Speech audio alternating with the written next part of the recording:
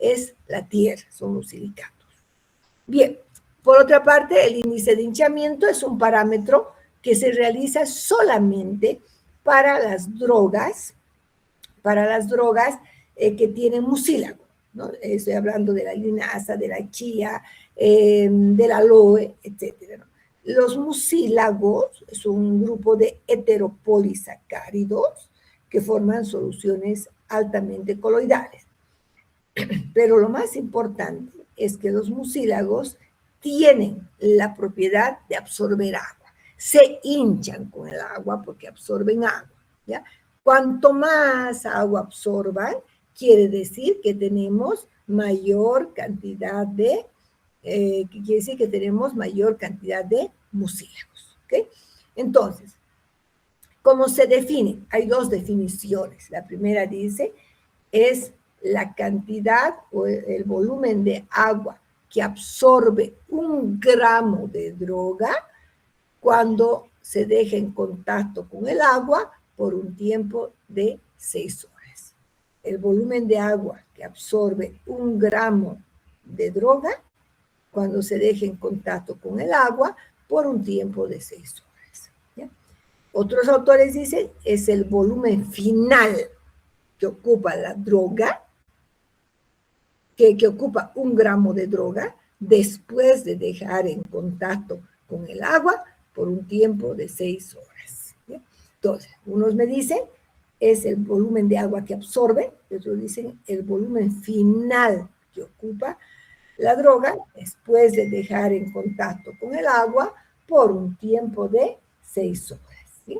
Entonces, ¿cómo se hace el ensayo? Muy facilito, lo vamos a hacer en la práctica. 1 gramo de droga se coloca en una probeta, se agrega 25 ml de agua y medimos el volumen inicial, mire, que ocupa la droga, el volumen inicial que ocupa la droga, ¿ya? Agitamos un poco y dejamos en reposo por 6 horas. Después de las 6 horas, vuelvo a medir el volumen que ocupa la droga. Para algunos autores directamente ese volumen final se define como el índice de hinchamiento. ¿Ya? Sin embargo, a mí me gusta calcular la cantidad de agua que he absorbido, ¿no? Que también se define de esa manera. Entonces, normalmente, si es una droga con mucílagos, el volumen final va a ser mayor que el volumen inicial. ¿Por qué? Porque la droga se ha hinchado.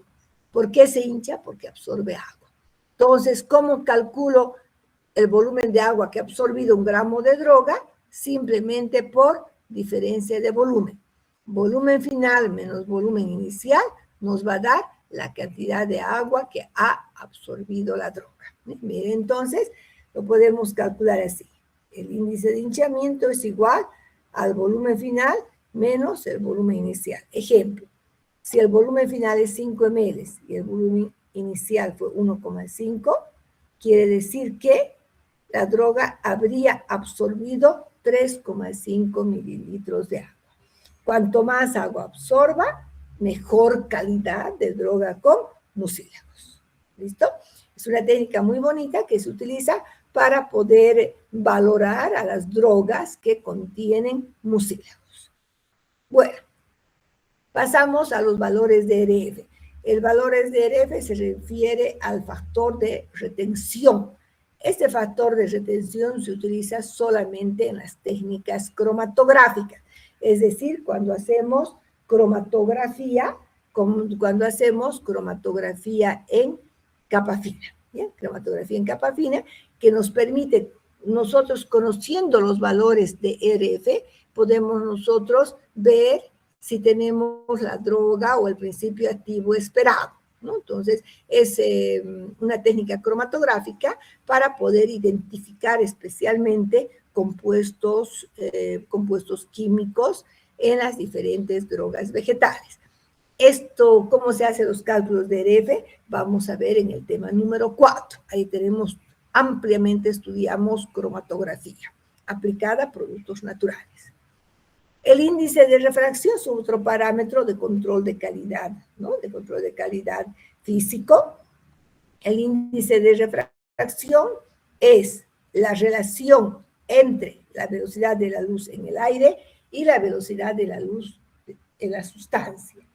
El equipo que se utiliza para calcular el índice de refracción es el equipo que se llama refractómetro tipo AB, que puede ser monocular, ¿ya? O puede ser binocular. El que tenemos en la facultad es binocular o monocular. Ahora, es bien importante, normalmente el índice de refracción lo aplicamos a sustancias líquidas, aceites fijos, aceites esenciales, soluciones. Pero más que todo nos utilizamos nosotros, es decir, utilizamos en farmacognosia para valorar aceites esenciales y aceites fijos. Muy bien, fíjense que normalmente los aceites esenciales tienen índices de refracción elevados, por encima de 1.4. El agua, por ejemplo, tiene un índice de refracción de 1.333, ¿ya? La mayoría de los aceites está por encima de 1.45. Entonces, ¿y por qué es importante? Aquí estamos viendo, mire, 1.4579. Bueno, ¿por qué es importante?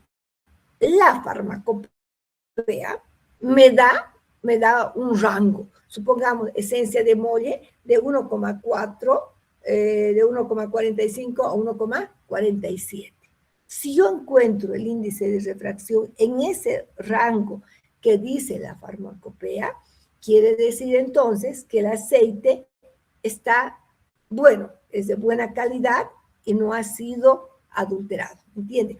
Entonces, tiene que estarnos exactamente dentro del rango que establece la farmacopea para ver que el aceite con el cual estamos trabajando o estamos realizando su control de calidad, entonces no esté adulterado, ¿no? Porque muchas veces mezclan otros aceites, etcétera, y pues los datos no son los que dice la farmacopea. Entonces nos permite ver la pureza, ¿no? Nos permite ver la pureza del aceite, viendo nosotros el índice de refracción. ¿Ya?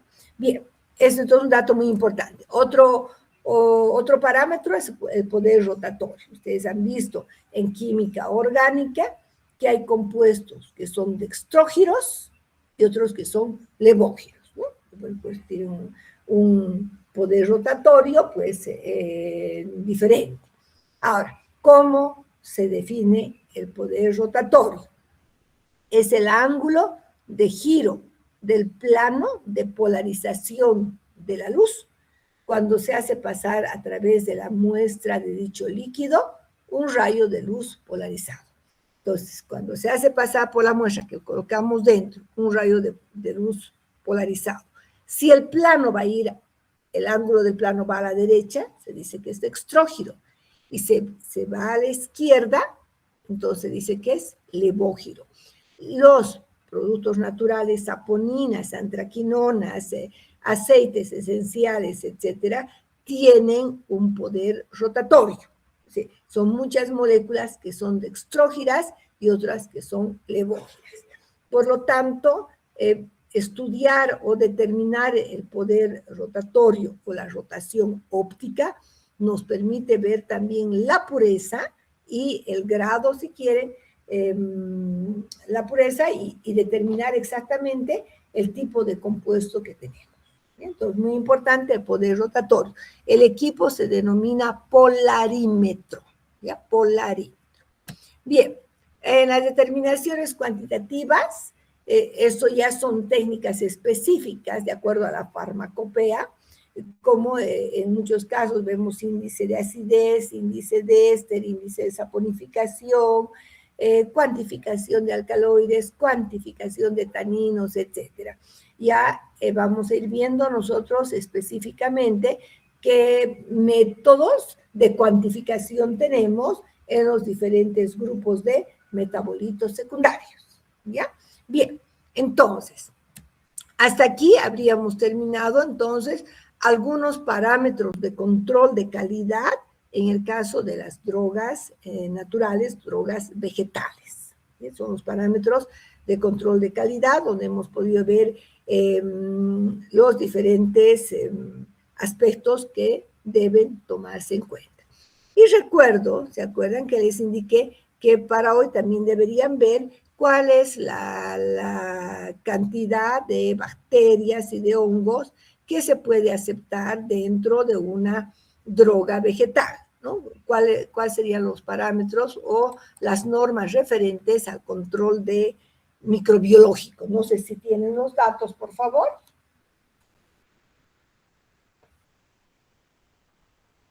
De acuerdo a la farmacopea, no sé si han podido revisar.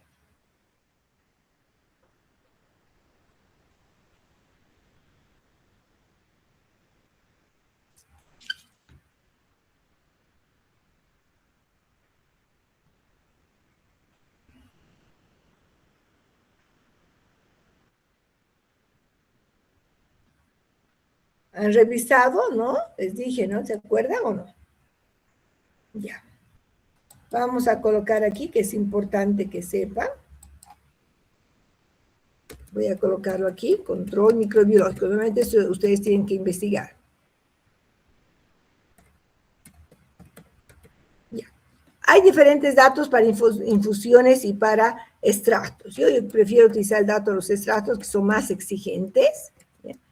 Que tenemos 10 a la 4 unidades formadoras de colonia por gramo, y esto es en bacterias. Bacterias, ponemos así.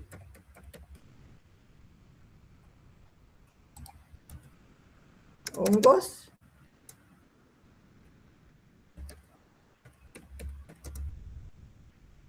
Dos por 10 a la 2. Ahorita voy a subir esto, ¿ya? Unidades formadoras de colonias por gramo. ¿Ok? Bien, entonces, esto voy a colocar.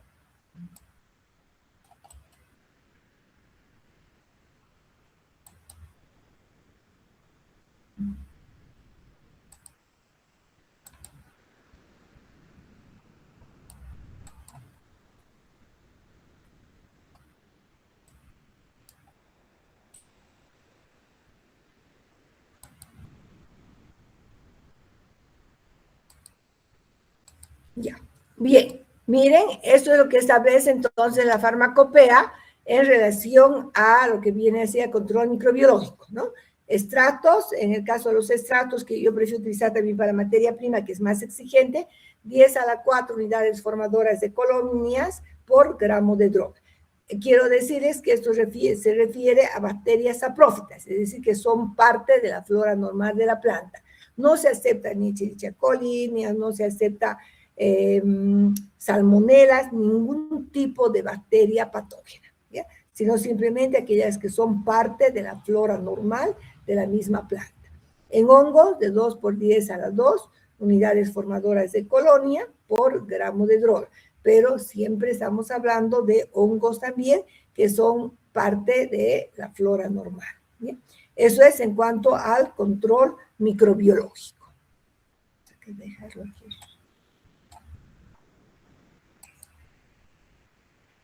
Ya, muy bien. Ese es un dato que deben saberlo, por favor. Muy bien, vamos a pasar al tema número 3. El tema número 3, ya vamos a entrar a ver lo que es la valoración biológica. ¿Ya? Muchas drogas se evalúan determinando su actividad farmacológica.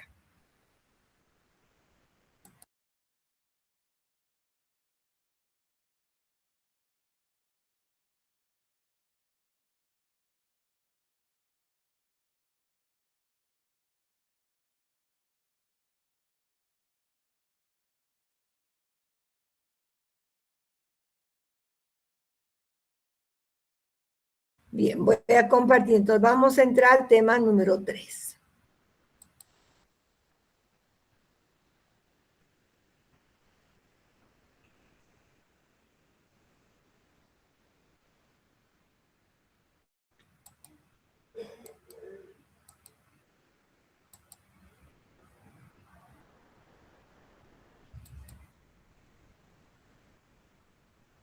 Ya.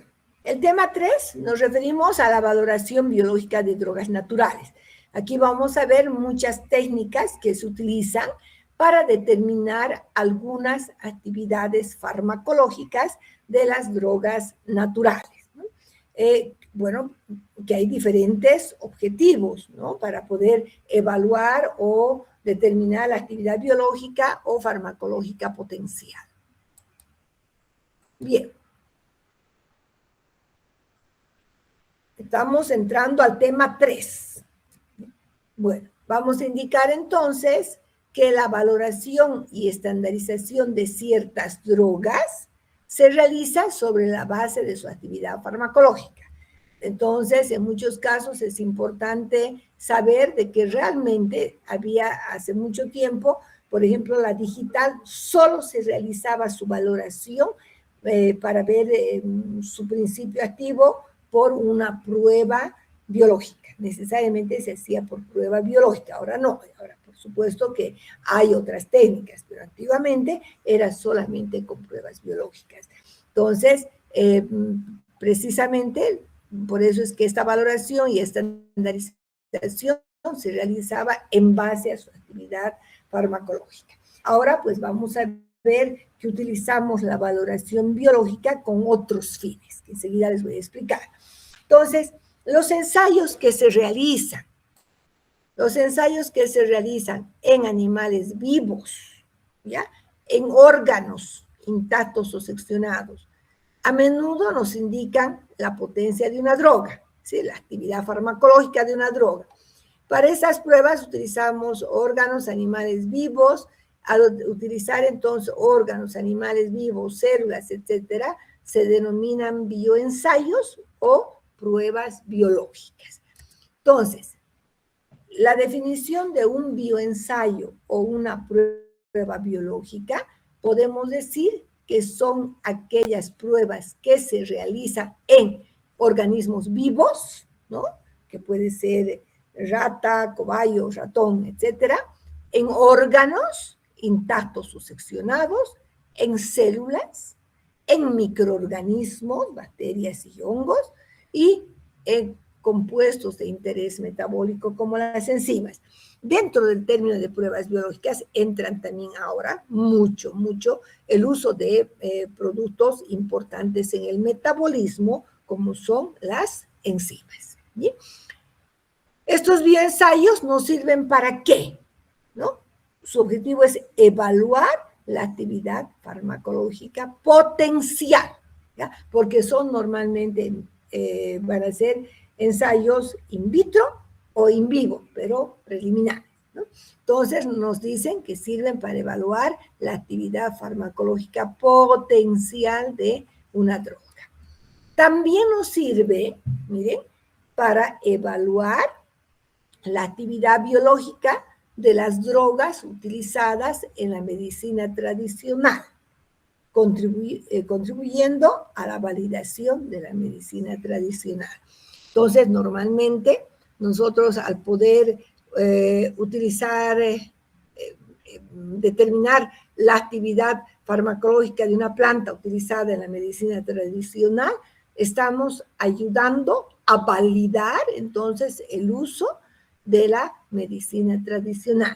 Les doy un ejemplo. Nosotros ahorita, con mi tesis, estamos determinando la actividad cicatrizante de la tara, ¿no? Entonces, la tara es una vaina muy rica, o sea, el fruto de tara es una vaina muy rica en taninos, y estamos viendo en conejos la actividad cicatrizante precisamente de un extracto de tara.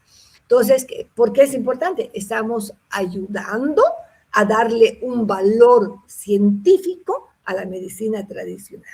Entonces, la mayoría de las tesis se hacen en este sentido, dando un valor adicional, si quieren, o validando nuestra medicina tradicional. Para eso también sirven estos bioensayos. Bien, vamos a ver cómo se clasifican los bioensayos. Se clasifican en dos grupos, ¿ya? En pruebas a nivel de pretamizaje y pruebas a nivel de tamizaje. Pruebas a nivel de pretamizaje, vamos a decir que son pruebas in vitro, ¿sí? Dan una idea preliminar de la posible bioactividad, de un extracto crudo, como hemos visto que obtenemos, de una fracción cuando separamos ese extracto, por ejemplo, por diferencia de solubilidad, o de un principio activo puro, de un flavonoide, de un alcaloide, etc.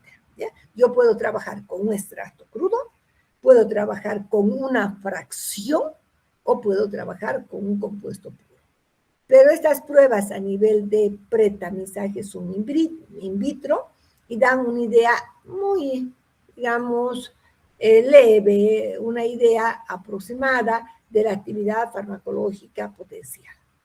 Las pruebas a nivel de tamizaje, en algunos casos también se llaman preclínicas, son pruebas que se realizan en animales de laboratorio. Son pruebas in vivo, ¿ya? Que se realizan en animales de laboratorio, dan una idea más exacta de la actividad farmacológica potencial, una idea más exacta, porque voy a utilizar ratas, ratones, que son mamíferos, al igual que el hombre, etcétera, ¿no? Dan una idea más exacta de la actividad farmacológica de una droga, que puede ser el extracto crudo, puede ser una fracción, o también puede ser un principio activo puro, como un flavonoide, etc. Bien, entonces tenemos dos grupos de bioensayos, a nivel de pretamizaje in vitro y a nivel de tamizaje que son in vivo. Bien, vamos a ver un poquito de de los organismos tradicionalmente utilizados. Aquí voy a ver lo que se utilizaba antes y lo que se sigue utilizando hoy. Antes nos imaginan que utilizaban todo tipo de animales, etcétera, pero ahora, de acuerdo ya con la protección de los animales, especialmente domésticos, ya no se pueden utilizar estos animales en pruebas farmacológicas. Bien, ¿cuáles son los organismos tradicionalmente que fueron utilizados y algunos son todavía utilizados? Las bacterias se utilizaban para ver el coeficiente fenólico o valor antiséptico de ciertas drogas, ¿ya? Y también se utilizaban para valorar vitaminas. Hoy ya no se utilizan para valorar vitaminas, ¿ya? Porque se han cambiado por técnicas espectrofotométricas. Sin embargo, se utilizan bastante, en muchos trabajos, para ver la actividad antibacteriana, antiséptica de muchos principios activos. Entonces, las bacterias sí se utilizan, más adelante les voy a explicar cómo se utilizan las bacterias. Por otra parte, vamos a hablar de algunos roedores. El ratón ha sido utilizado para ver la prueba de inocuidad antirrábica, para evaluar el toxoide diftérico y una gran cantidad de pruebas que están desarrolladas, como puede ser hipoglicemiante, puede ser gastroprotectora, analgésica, anticolesterolemiante, etcétera. Prácticamente el ratón, rata y el cobayo y rata para toxicidad, antigenicidad de productos biológicos, para determinar la actividad oxitóxica de la oxitocina y para muchas otras pruebas, como les decía, que ya vamos a ir viendo. Yo particularmente prefiero trabajar con ratas y no con ratones. Ahora, quiero decirles, no es cualquier rata, ¿no? No es cualquier ratón. Son específicamente ratas, ratones, cobayos diseñados para pruebas biológicas. Son ratas albinas, las que se utilizan de la cepa Winstar. Son pues ratitas que han sido muy cuidadas, tienen sus vacunas, se las cría en un medio ambiente cálido, con un alimento especial, etc. Estas son las ratas que se utilizan. Normalmente es necesario utilizar ratas jóvenes que están entre 3 a 4 meses de vida. Ya vamos a ir viendo más adelante cómo hacemos las pruebas con las ratas, ¿ya? Los pollos se utilizan para determinar la actividad de la oxitocina, pero ya actualmente no, ya no. menos las palomas. Fíjense que antiguamente la única prueba para evaluar la presencia o ausencia de la digitoxina era evaluar la digital en la vena alar de la paloma. Se inyectaba una infusión de la digital y pues había que inyectar en la vena alar y la paloma debía morir. Entonces, esa era una técnica. Actualmente ya no utilizamos esa técnica en palomas. Ahora se puede utilizar en mamíferos como ratón, etc. Pero ya no podemos utilizar palomas, ¿ya? También se utilizaba el gato, el perro, etcétera, el gato para drogas con actividad depresora del sistema nervioso central, el ojo del gato para ver algunos preparados oftálmicos, pero ya no. ¿Ya? Yo siempre recuerdo, fíjense que hace 30 años viajé a un curso en Venezuela, cuando estaba bien Venezuela, ¿no? Y a un instituto muy lindo. Y había un gatito que estaba paseando por todo lado con electrodos en la cabeza, imagínense, ¿no? Estaban haciendo seguimiento, seguramente de su sistema nervioso central, pero es prohibido, imagínense, utilizar gatos, podemos ir a la cárcel. Tampoco podemos utilizar perros. ¿Ya? También los perros se han utilizado para drogas con actividad depresora, ¿no? Es decir, los hacían dormir, les daban anestésicos, etcétera, para que duerma el perro. Ahora es prohibido, no podemos utilizar ninguno de estos animales domésticos.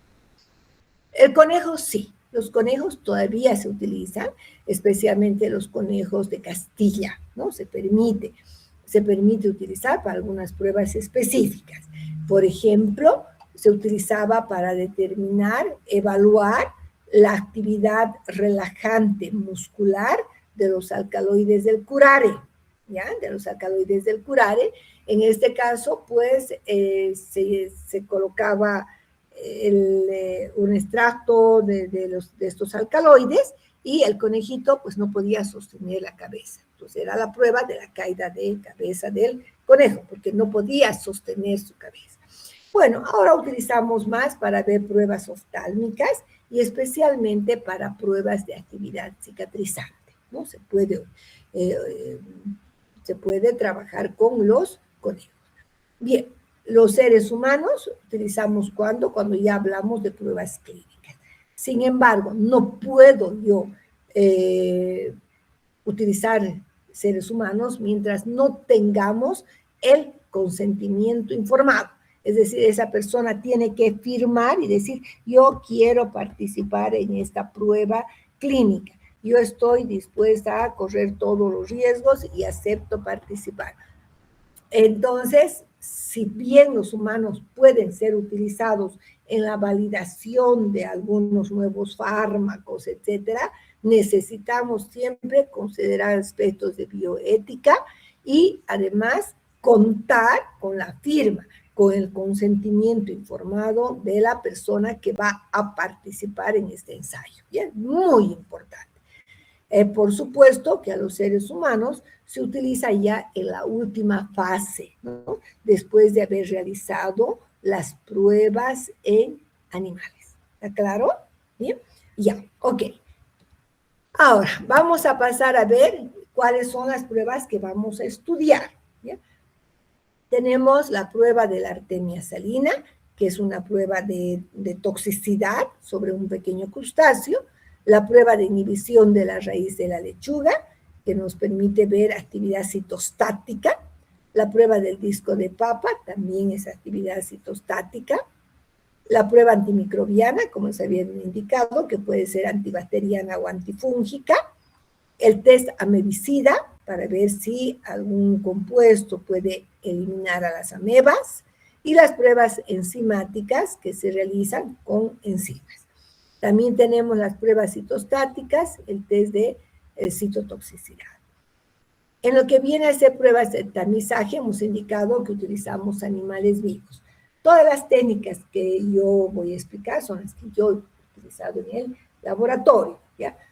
Tenemos la prueba hipoglicemiante, analgésica, gastroprotectora, antiinflamatoria y las pruebas de toxicidad. Por supuesto, aparte de las pruebas que voy a explicar, hay muchas otras pruebas también, ¿ya? Hay varias pruebas. pero ya con eso tenemos una idea de cómo se trabaja a nivel de pretamizaje y cómo se trabaja a nivel de tamizaje. Bien, vamos a comenzar con la prueba de la artemia salina. La prueba de la artemia salina es un test de toxicidad. ¿Por qué? Porque en este caso vamos a determinar si los compuestos que estamos utilizando pueden matar a la artemia salina. ¿Ya? Entonces, ¿qué es la artemia salina? Esta es una imagen que estamos viendo acá de una artemia al microscopio, porque es sumamente pequeña la artemia. Debe medir unos 2 milímetros máximo, ¿ya?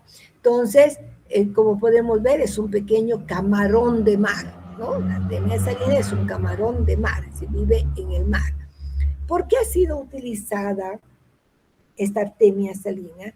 Ha sido utilizada por el profesor Henry McLaughlin por los años 80, 83, algo así, en la Universidad de Indiana. Él vio que este pequeño crustáceo tenía una gran cantidad de receptores para diferentes compuestos químicos, los cuales podían provocar, es decir, los compuestos químicos podían provocar la muerte de la artemia salina. Entonces, este método se basa en determinar la mortalidad de la artemia salina. ¿Ok? Entonces, para nosotros es un test de toxicidad para la artemia, para nosotros es un indicador de una posible bioactividad. ¿Por qué? Si encontramos, entonces, que nuestro extracto mata la artemia salina, podríamos encontrarnos con sustancias que tengan una actividad pesticida, plaguicida, anticancerígena, antiparasitaria, antifúngica. Entonces, podemos relacionar con alguna actividad biológica, ¿ya? Muy bien. Entonces, lo que les decía, es un test de toxicidad para el crustáceo y para los investigadores es una prueba de presencia de bioactividad. ¿Bien? Presencia de bioactividad. ¿Por qué? Porque si mata la artemia salina, hay algún compuesto con potencial biológico. En este caso se preparan diluciones de 1100 y 10 ppm. La prueba se considera positiva cuando tenemos una dosis letal media menor a 1000 ppm. Hay normas para poder clasificar. Entonces vamos a ver, un momentito, con todo el procedimiento para determinar la prueba de la artemia salina, que es una técnica que también yo la he realizado hace mucho tiempo. Vamos a cambiar a Word.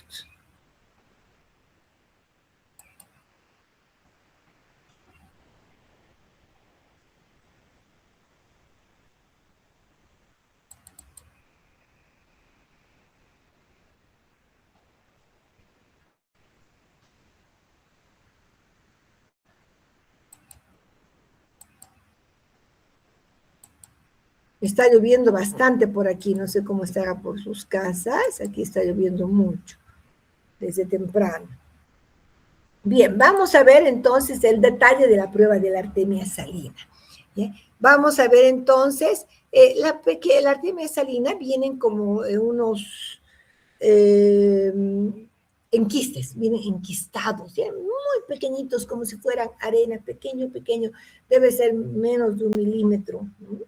Entonces vienen enquistados, normalmente lo utilizan como alimento de peces, ¿no? Lo utilizan como alimento de peces, fácil de encontrar donde hay, por ejemplo, la venta de los acuarios, ¿no? Ahí podemos encontrar. Bueno, vamos a ver los pasos que se realizan. El primer paso consiste en incubar la artemia salina, ya les voy a indicar. Segundo paso, preparación de los extractos.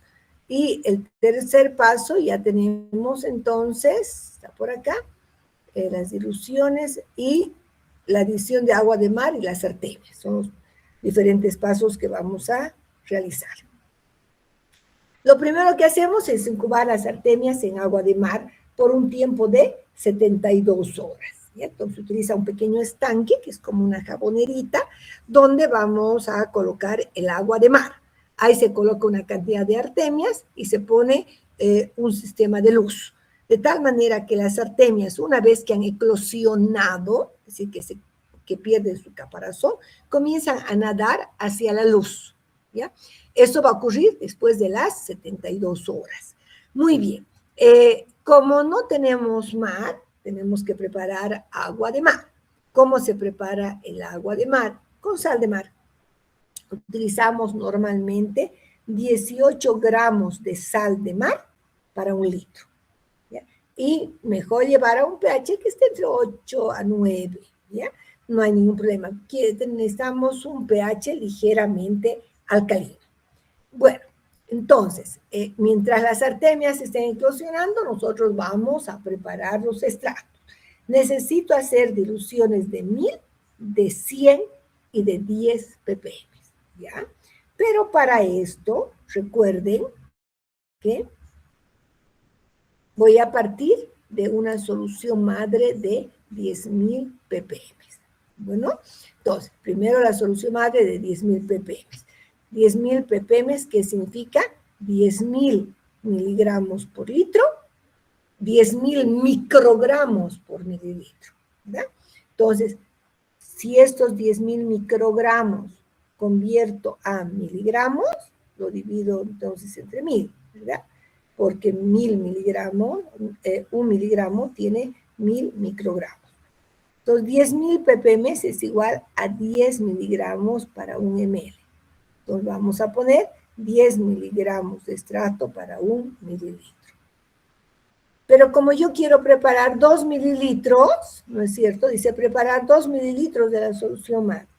Voy a utilizar ¿qué etanol?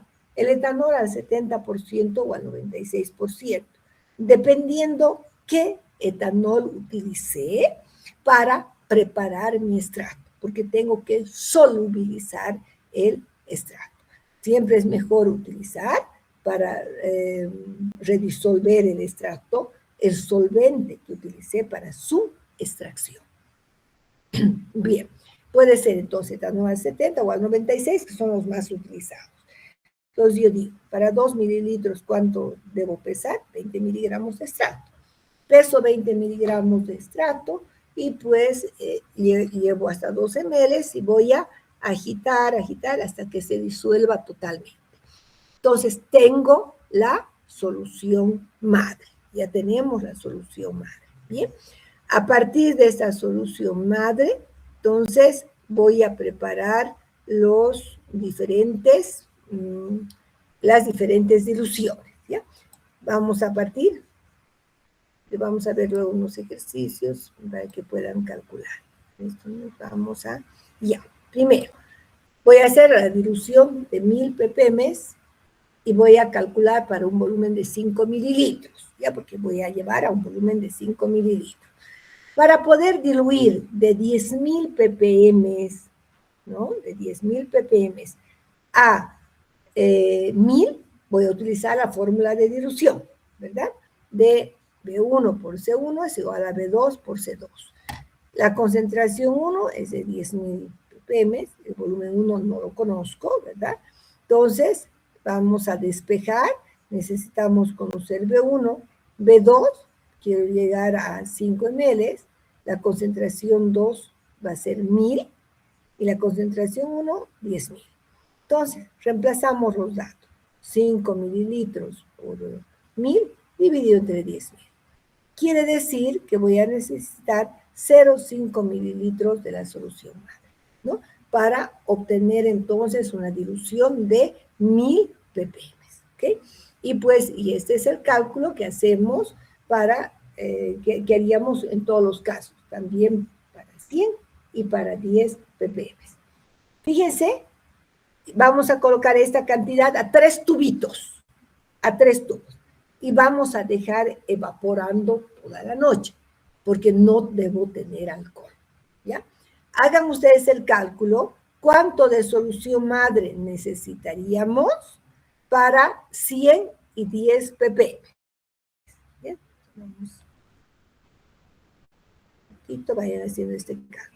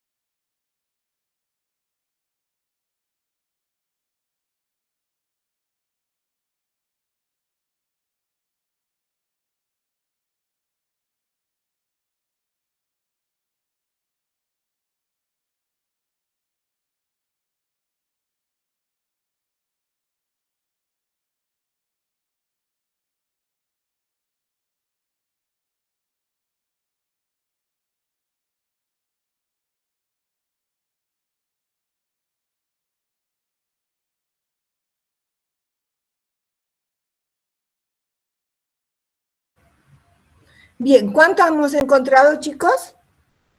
¿Qué valores han encontrado?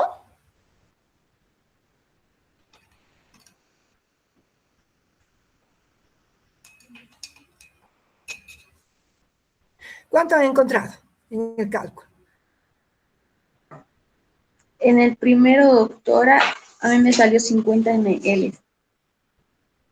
53. No puede ser. No se olviden que hemos dicho que necesitamos preparar 100 ppm y 10 ppm.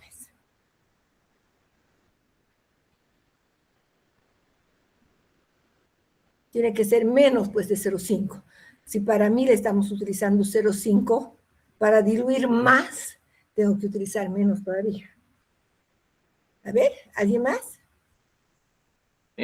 Doctora, a mí para los 100 ppm me salió 0,05 y para ¿Ya? los 10 ppm me salió 0,005. Sí, perfecto, está bien, André. Este es el procedimiento, ¿ya? Entonces, simplemente aquí ustedes cambian, miren, en lugar de colocar aquí 1000, colocamos 100. Nos va a salir el valor que dice su compañero, 0,05. Eso es para 100 ppm. Para 10, quitamos este 0, hacemos el mismo ejercicio, nos va a salir con un 0 más. ¿No? Así de simple. ¿Ya? Entonces, una vez que hemos hecho el cálculo, vamos a ver, miren, para 10, para 100 ppm nos sale, como bien André, 0,005 mililitros, que expresado en microlitros sería 50 microlitros, ¿no? Porque para que yo exprese microlitros lo multiplico por 1000, ¿sí? ¿Por qué? Me preguntan, ¿y por qué 50? Porque un mililitro tiene 1000 microlitros. Entonces yo multiplico 0,05 por 1000 y me va a dar 50 microlitros. En el caso de la dilución de 10 ppm, nos va a dar 0,005 ml. Por 1000 nos daría 5 microlitros. Eso lo utilizamos con las pipetas automáticas, ¿no? Muy bien. Una vez que hemos preparado, ¿ya? Hemos calculado, vamos a colocar de cada dilución 3 tubitos, porque voy a hacer el ensayo por triplicado, ¿ya? Muy bien. Vamos a dejar evaporar el solvente por 12 horas, toda una noche, y al día siguiente adicionamos agua de mar. ¿Cuánto de agua de mar? Normalmente yo lo que hago es colocar 4,9 mililitros. Debería colocar 5, ¿no? Pero no se olviden que también tengo que colocar las artemias. Y pues cuando tenemos una buena cantidad de artemias, normalmente con las artemias llega a entrar 0,1. Entonces voy a tener 4,9 de agua de mar y vamos a resuspender. Con la varilla hay que agitar hasta que se disuelva todo. Luego agregamos 10 artemias salinas a cada tubito. A cada tubo. No se olviden que es por triplicado. Dejamos en reposo por 24 horas. Y después contamos el número de artemias muertas. Para calcular el LD50, que lo hacemos con se puede hacer un gráfico o también se puede hacer utilizando mejor un sistema estadístico PROBIT. Ahora, de acuerdo al LD50, no, antes chicos, para contar las artemias muertas es difícil, ¿ya? Porque normalmente incluso nos podemos confundir con las partículas del extracto. Es mejor contarlas vivas, porque se mueven. Se mueven 5, que sí que 5 muertos. Entonces, más fácil. Muy bien. Entonces, de acuerdo al LD50 que obtengamos, vamos a poder nosotros clasificar el grado de toxicidad. Miren, aquí tenemos. Si tenemos un LD superior a 1000, la sustancia no tiene actividad tóxica, ¿ya? Podemos decir entonces sustancia no tóxica. Si tenemos un LD50 entre 1000 y 100, decimos sustancia medianamente tóxica. Si tenemos un LD50 entre 100 y 10, sustancia tóxica. Menor a 10 ppm, sustancia muy tóxica. En este caso, miren, esto es importante, esta tablita, para poder nosotros ver el grado, entonces, de toxicidad. En este caso, vamos a colocar, esto voy a borrar, voy a poner otros datos para que ustedes me digan. Bien, si tuviéramos un 1000 ppm, ¿cómo calificaríamos si tenemos un LD50 de 1000 ppm? ¿Sustancia no tóxica o sustancia medianamente tóxica?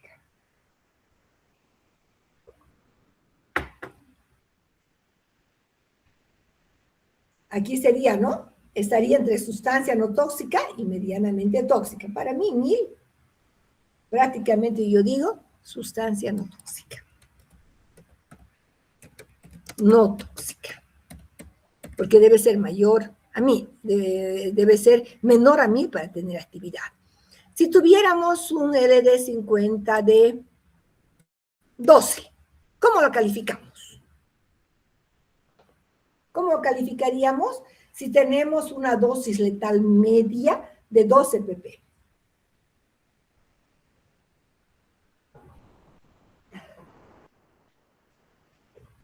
¿Qué sería, chicos? Va a ser sustancia tóxica. Muy bien. Entonces, nosotros vamos a decir que tenemos una sustancia tóxica, ¿no? Una sustancia tóxica. Bien. Bueno, entonces, si es una sustancia tóxica, puede tener una actividad antiparasitaria, antifúngica, anticancerígena, etcétera, ¿no? Porque es capaz de matar células, como en el caso de la artemia salina. Entonces, es un test muy bonito. Y antes de pasar a ver un poco digamos, las imágenes, vamos a ver que nosotros podemos preparar diferentes cantidades, por ejemplo, de extracto. Yo les puedo decir, a ver, preparen, no sé si yo tengo aquí el ejercicio.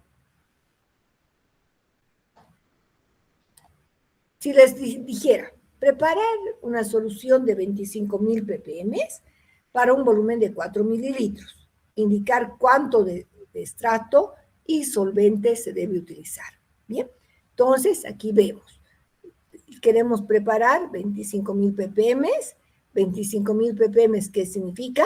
25.000 microgramos por mililitro, si lo expresamos en miligramos, tendríamos 25 miligramos por mililitro, ¿no? 25 mililitros de extracto para 1 mililitro. Pero nos dicen que preparemos 4 ml. En 4 ml, ¿cuánto de extracto debo pesar? 25 por 4 entre 1 nos da 100 miligramos de extracto. Bien, ¿qué tipo de solvente voy a utilizar? Ahí está el cálculo, voy a pesar 100 miligramos para un volumen de 4 mililitros. ¿Qué solvente me recomendarían o cómo elegimos el solvente? ¿Quién me puede decir? Es algo que hemos estado indicando ya anteriormente.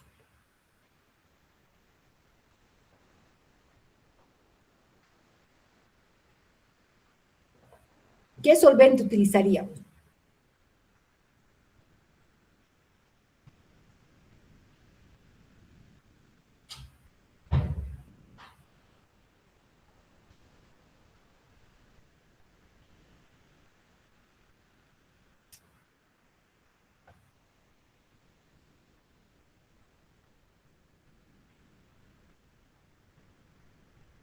A ver, chicos, ¿qué solvente utilizaríamos? A ver, díganme, por favor. Doctora, ¿sería el etanol al 70% o al 96%?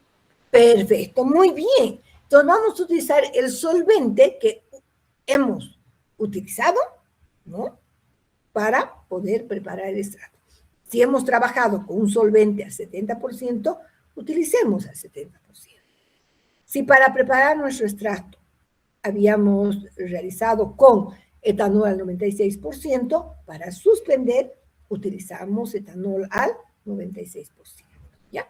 Muy bien. Entonces, una prueba muy bonita, muy sencilla, que bueno, te lleva unos 3 días la prueba, ¿no?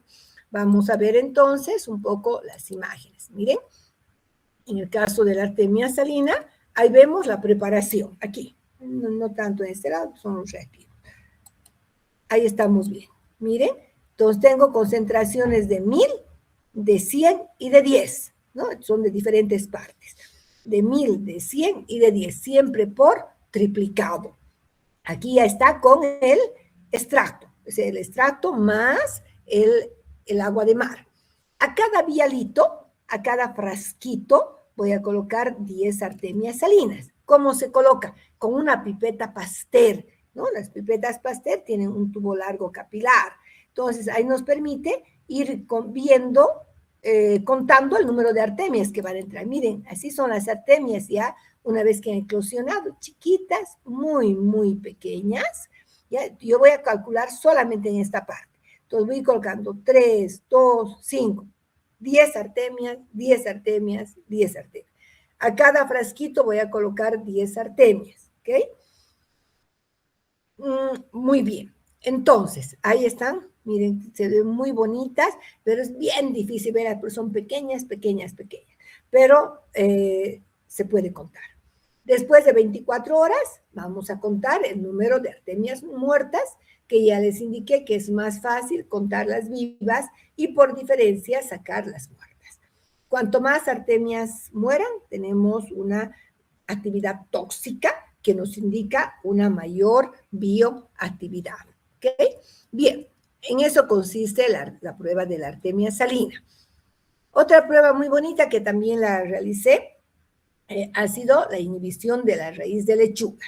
¿En qué consiste? Fíjense que por estudio se sabe que los mecanismos de inhibición de la multiplicación celular en animales y en plantas son similares, ¿ya? Los mecanismos de inhibición de la multiplicación celular. La inhibición del crecimiento de la raíz de lechuga es una técnica citostática, es decir, va a evitar la multiplicación de las células. ¿Y qué dicen los autores? Si evita la multiplicación de células en plantas, podía evitar la multiplicación celular, por ejemplo, en tumores, ¿no? Entonces, ¿por qué? Porque hay relación entre los mecanismos en plantas y en animales, que serían los mismos. ¿Entienden? ¿Ya? Bueno, aquí se trabaja siempre frente como control negativo el agua. Bien, ¿en qué consiste? Miren, utilizamos nosotros, aquí está viendo un poquito, las semillas lavaditas, limpias de lechuga.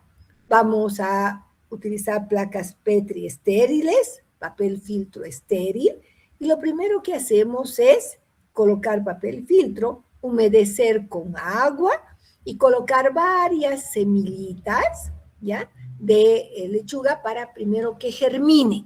Vamos a dejar germinando unas 48 horas, ¿ya? Que tengan una raícita muy pequeña, de normalmente unos 5 milímetros, así. Bien, una vez que han germinado, vamos a colocar en placas Petri. Voy a dibujar aquí porque después lo que tengo es directamente ya el resultado. Bien, vamos a colocar entonces en las plaquitas Petri, se pondré. ¿Ya? En las placas Petri, donde voy a colocar mi control negativo agua y en otras voy a humedecer con el extracto de 1000 ppm, también por triplicado, de 100 ppm en otras placas y con 10 ppm en otra placa. Entonces, una vez que humedezco el papel filtro con el extracto, semillitas que han germinado voy a colocar 10. ¿Sí? 10. Bien distribuidas, colocar, no importa, se me está yendo muy grande. 10 en diferentes lugares, ¿ok? Y lo tapo, ¿no? Lo tapo con film y vamos a dejar a 25 grados por un tiempo de 3 días, ¿ya? De 3 días. Después de ese tiempo, vamos a medir la longitud de la raíz, ¿ya? En el caso del agua, por supuesto que ahí no hay ningún inhibidor, y en los extractos, como estamos viendo aquí, miren, Aquí se nota un poquito mejor que en algunos casos no han crecido las raíces o han crecido muy poquito, miren, muy poco, ¿no? Quiere decir, si no ha crecido la raíz, quiere decir que ha habido entonces una inhibición del crecimiento de la raíz, porque las moléculas del extracto tienen una actividad citostática, evitan la multiplicación de las células, ¿ya? Y esto pues lo comparamos con el agua, para poder calcular, ¿no? Se mide la raicita y calculo con el agua. Miren, en el caso del agua, estamos viendo, no sé si ojalá que puedan apreciar, las raíces muy largas, miren, muy largas las raíces, ¿no? Entonces vamos a medir la raíz, el largo de la raíz, y voy a comparar con mi extracto, para ver si este extracto, en diferentes concentraciones, ha provocado la inhibición del crecimiento de la raíz. ¿Ya? Es una técnica muy bonita que es una prueba preliminar cuando buscamos plantas con una posible actividad antitumoral. Se ha visto que hay relación, ¿no? Si evitan la multiplicación de células en planta, de pronto podría evitar la multiplicación celular en tumores, en seres vivos, ¿no? Es decir, en animales y en el hombre. Bueno, ahí tenemos un ejemplo, ¿ya? ¿Cómo sirve? Una técnica muy bonita que ya hace unos 3 años implementé.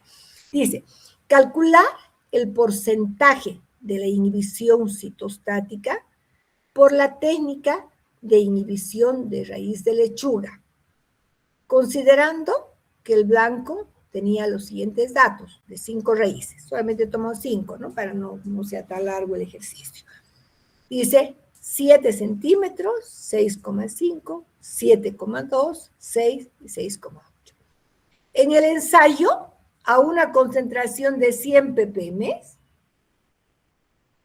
se encontraron los siguientes datos en 5 raíces. 3, 3,5, 5, 3,8 y 4. Bien, lo primero que voy a hacer es sacar un promedio. ¿Ya? Entonces vamos para el blanco, 7 más 6,5 más 7,2 más 6 más 6,8 dividido entre los 5 valores. Me da un promedio de 6,7 centímetros. En el caso del ensayo con el extracto, sumamos y dividimos entre 5, nos da un promedio de 3,86. ¿Cómo se calcula el porcentaje de inhibición o el porcentaje de inhibición citostática, el porcentaje citostático o el porcentaje de inhibición de crecimiento? Promedio del blanco menos promedio del extracto dividido entre el promedio del blanco por 100. Muy sencillo, miren, 6,7 centímetros del blanco menos 3,86 del ensayo dividido entre 6,7.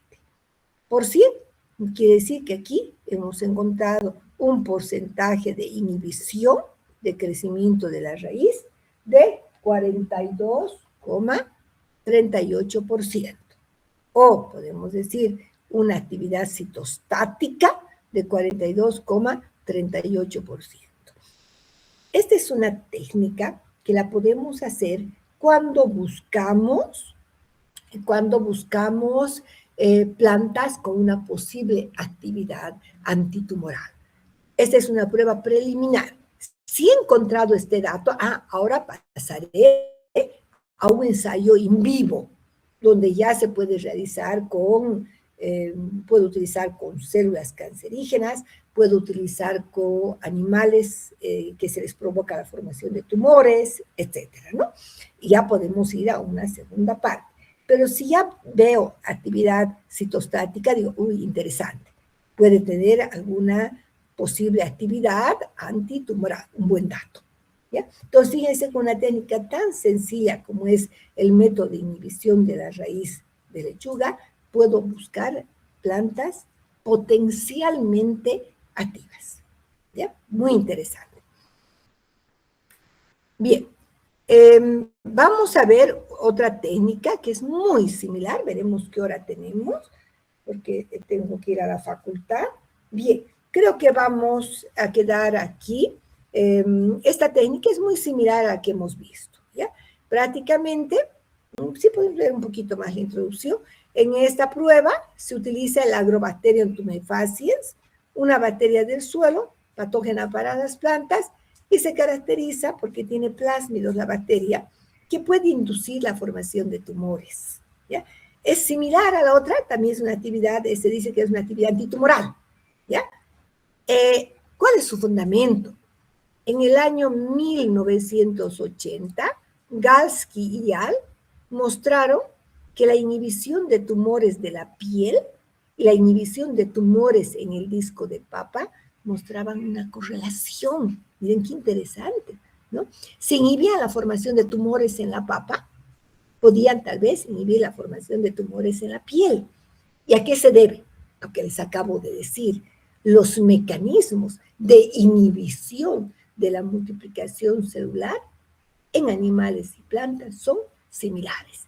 Aunque trabajemos con plantas, nos dan una idea aproximada, ¿no? Aproximada, es in vitro, no se olvide, de una posible actividad antitumoral, ¿ya? Muy bien, entonces, ahora, ahí está, ¿no? ¿En qué consiste? Fíjense, utilizamos, ¿por qué se llama discos de papa? En nuestros términos comunes, vamos a decir rodajas de papa. Ahora, ¿qué es bien importante? Miren, para que el ensayo salga bien, las papas tienen que ser todas genéticamente idénticas. Es mucho mejor que vengan de cultivos in vitro, esa es la verdad, para que salga bien el ensayo, ¿no? Normalmente, entonces, se esteriliza, se desinfecta más bien la papa sin pelar, y con un sacabocado se saca un tubo y se lo corta en rodajitas. Esto se coloca en placas Petri grandes, ¿ya? Entonces, se utilizan discos de papa, que serían rodajitas de papa, que vamos a colocar en una placa Petri, ¿ya? Donde vamos a colocar las rodajas de papa, ¿ya? Y estas rodajas de papa se coloca, por supuesto, un medio de cultivo, las vamos a infectar con el Agrobacterium tumefaciens. Esta bacteria es una bacteria patógena para las plantas. ¿Por qué? Porque provoca la formación de tumores, de agallas, ¿ya? Entonces, se trabaja siempre con un blanco y con el ensayo. Voy a poner amarillito mejor. Con el ensayo. ¿Ya? Bien. Al blanco solamente vamos a poner las papas y la bacteria. Papas y bacteria. Entonces aquí no vamos a poner ningún inhibidor, ¿no? Nada. ¿Ya? A nuestro ensayo vamos a poner las rodajas de papa, el extracto, ¿ya? Vamos a mojar con el extracto. Las papas colocamos primero el extracto y luego la bacteria, ¿ya? Entonces, si el extracto tiene una actividad antitumoral, va a evitar la formación de tumores, ¿no? Miren aquí, supongamos que esta, aquí, supongamos que esta sea el blanco, ¿no es cierto? Blanco. Y estos van a ser nuestros ensayos, ¿ya? Con extracto, ensayos por triplicado, ¿no? Bien, entonces, fíjense, ¿qué son estas bolitas que estamos viendo? Son los tumores que se forman. Si el extracto tuviera una actividad antitumoral, va a evitar la formación de tumores.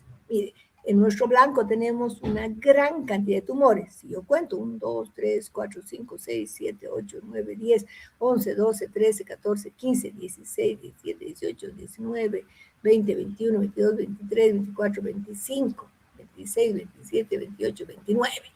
Mire, y voy a ir contando de todos los blancos, ¿no? Y saco un promedio, ¿ya? Sacamos un promedio. Entonces, en el blanco, como no he puesto ningún inhibidor, se han formado una gran cantidad de tumores.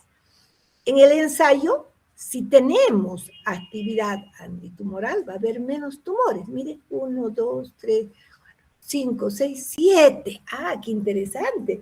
Se han formado menos tumores. Quiere decir, pues, que nuestro extracto ha evitado la formación de los tumores. Claro que hay que dejar esto incubando, no se olviden, como hemos colocado una placa PET, un medio de cultivo, etcétera, por un tiempo de 21 días a 28 grados centígrados para que las bacterias puedan actuar, etcétera. Y si nuestro extracto tiene la actividad antitumoral, se van a poder formar menos tumores, ¿no? ¿Qué les parece? Qué interesante. Entonces, esta es una prueba de actividad antitumoral in vitro. ¿Bien? Y ¿dónde tenía el cálculo? Un ratito. Ahí está. Miren, ahí tenemos entonces el cálculo, que lo vamos a hacer muy sencillito. Dice, calcular el porcentaje de actividad antitumoral con los siguientes datos. Promedio del blanco, que dice que sacó promedio, ¿ya? Porque no se olviden, hacemos siempre por triplicado. 26,6 tumores, promedio del ensayo 10,3 tumores. ¿Cómo se calcula el porcentaje de actividad antitumoral? Promedio de los tumores del blanco menos el promedio de los tumores en la prueba sobre los tumores del blanco por 100. Fácil, ¿no ve?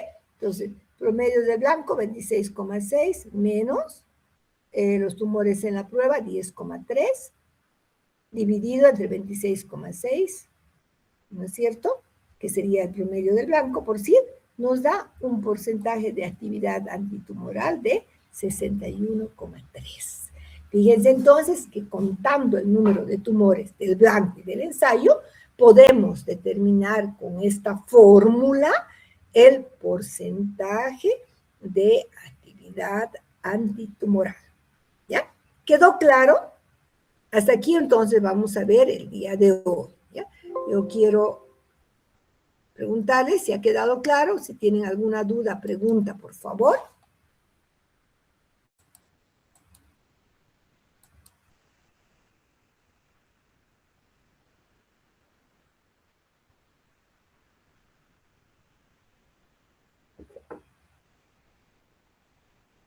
¿Les ha quedado claro? ¿Han entendido? ¿No han entendido?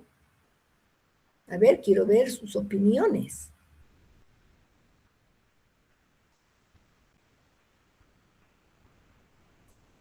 ¿No han entendido? Creo que desde la siguiente clase voy a hacer como hacía uno de los docentes, en que todos enciendan cámaras. Porque yo no sé si están en la clase o no están en la clase. No hablan, no participan. Parece que estoy hablando al aire, ¿no? Buenos días, doctorita. Sí, entendimos, doctora. Ya, muy bien. La única que contesta es Esmeralda, ¿no? Y el resto no dice nada. Doctora, por mi parte igual, me queda entendible. Muy bien. Ya, gracias. Y si tienen dudas, por favor, pregunten. Ya les he dicho, no se queden con la duda. Pregunten. Yo, si ustedes me preguntan, yo veo que están interesados, quieren saber más, etcétera. ¿Ya? Muy bien. Entonces, por el día de hoy quedamos en este punto. Nos vemos 10 menos cuarto con el grupo que tiene las clases hoy. Ahora tengo sorteo para los auxiliares a las 9 y hemos avanzado bastante bien. Recuerden que hemos quedado en actividad antitumoral. Anoten, por favor, para no olvidarnos dónde quedamos. ¿Ok? Bien. Entonces, que tengan buen día, chicos. Nos vemos en la facultad.